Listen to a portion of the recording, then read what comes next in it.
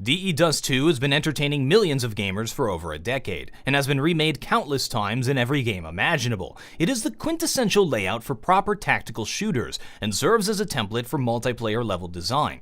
I've probably spent over 1,000 hours of my life between its bright sandy walls, and know its corridors better than I know my own house. Let's investigate how Dust 2 became the most iconic multiplayer level in all of gaming. Greetings, I, the War Owl, greets you. Dust 2 has been removed from the active duty map pool. It's a map with a rich history. Counter-Strike developed alongside Dust 2, and back then, nobody really understood anything about competitive level design. It was the Wild West of design.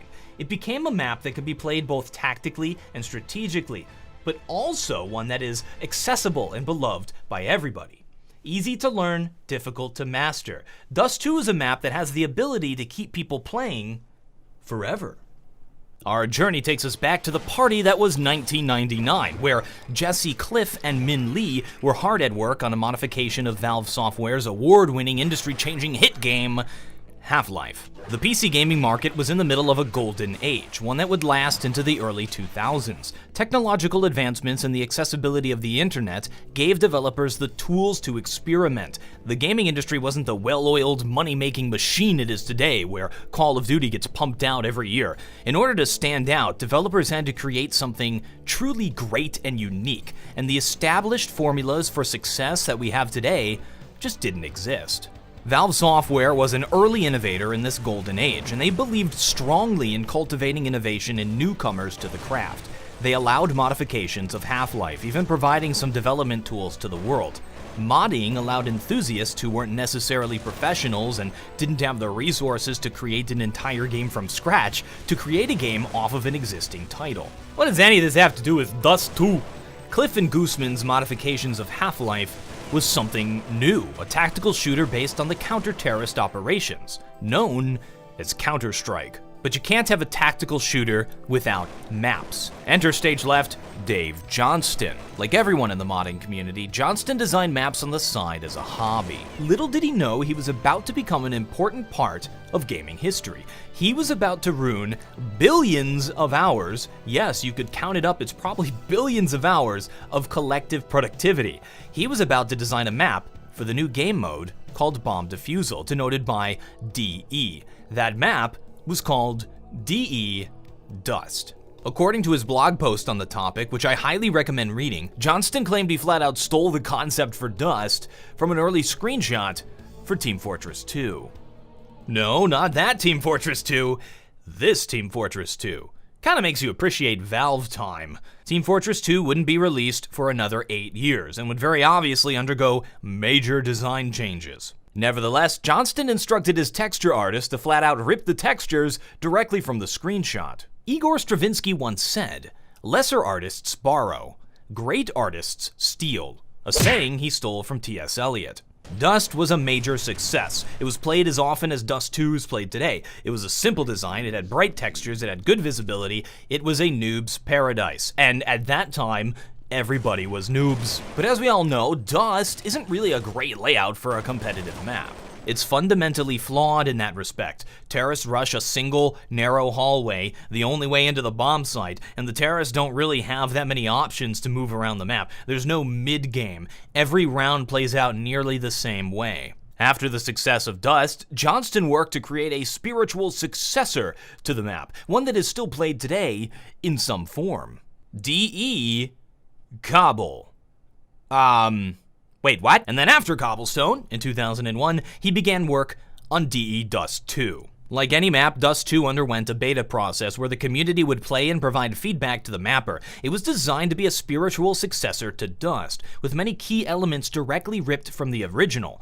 Don't believe his humbled tone. I don't think Johnson just stumbled into success with Dust 2. I think the design decisions he made are what made the map so popular. It has the simplicity and bright visuals of the original Dust, but it also has a much improved layout. The layout of Dust 2 is its greatest strength. It is what would become defined as the 4-square layout.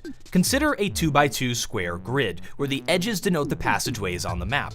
Now consider the layout of Dust 2. It almost perfectly follows this design, the only anomaly being short Port A connecting to the bomb site instead of into the side of Long A.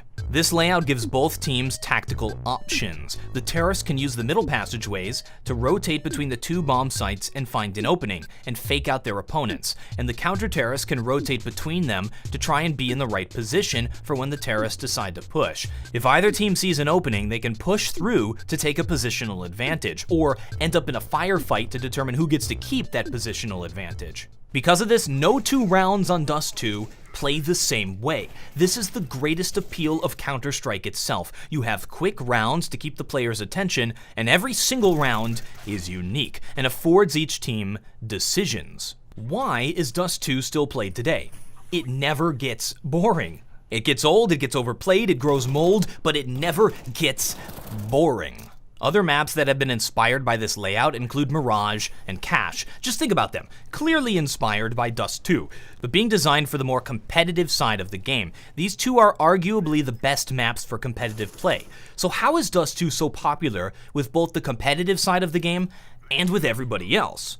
It's the simplicity. The long, wide open corridors allow for aim duels to dominate the gameplay. This was important in the original Counter-Strike before smoke and flash physics were to improve to allow for more complex strategies. The map works so damn well in deathmatch because everywhere on the map goes somewhere. There's a lack of cheap spots to hide in corners. There's a lack of dead ends. Pit is arguably the only dead end on the map. Even the spawn points are critical points on the map late into the round. Dust 2 also isn't completely bland. It has unique factors that separates it from every other competitive map, such as mid. Terrorists spawn with control of mid, looking right down the double doors, splitting the map in half. In just 3 seconds after spawning, you can have an engagement. It's almost immediate. We're getting ahead of ourselves here. We left off back in 2001. Dust 2 went on, because of the reasons mentioned previously, to become the most played map of all time. A large amount of dedicated servers became Dust 2 24/7. You can still find them today. Many Counter-Strike players solely played Dust 2, and since it came out over 15 years ago, no map has even come close to taking away its popularity. Dust 2 is the Franz Joseph Haydn of maps. It inspired the Mozarts and the Beethovens to follow, but established the classical style that they would expand upon. It was ported over to Counter-Strike Condition 0 with a pretty reskin. But let's not go to that game. It's a silly place. Well, I'd like that scout that you have there. I guess there's no friendly fire. I do want the scout though. That might be pretty useful.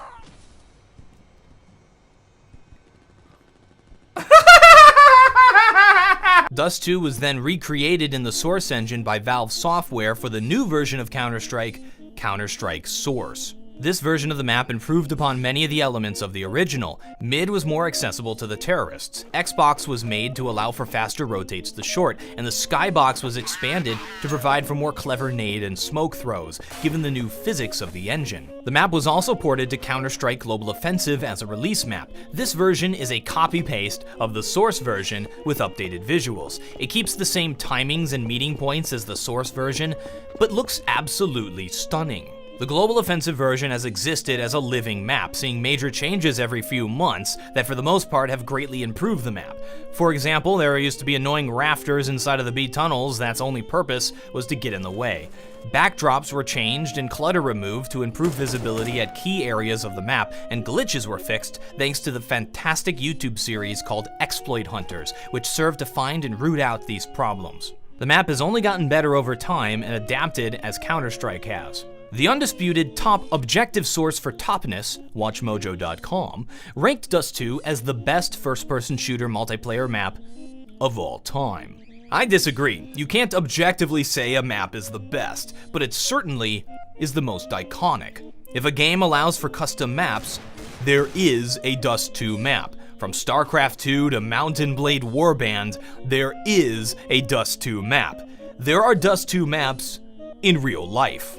That brings us back to the present. Dust 2 has been removed from the active duty. It's possible that they're just working on a makeover for the map like they did with Train or Nuke or Inferno that has just been added back into the active duty, so we may see it again. I wouldn't think of Dust 2 as being benched. It has its own category now in the casual and the deathmatch game modes, maybe where it belongs.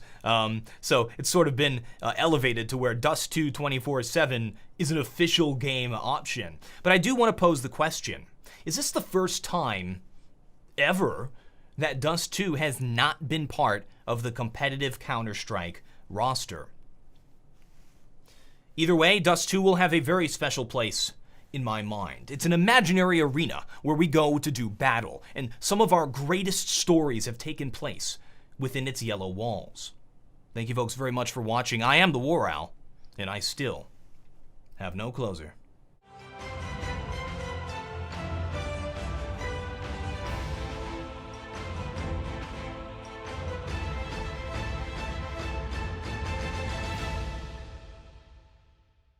This is a terrible insult to the legacy of Dust 2. Woo! Get wrecked, noob!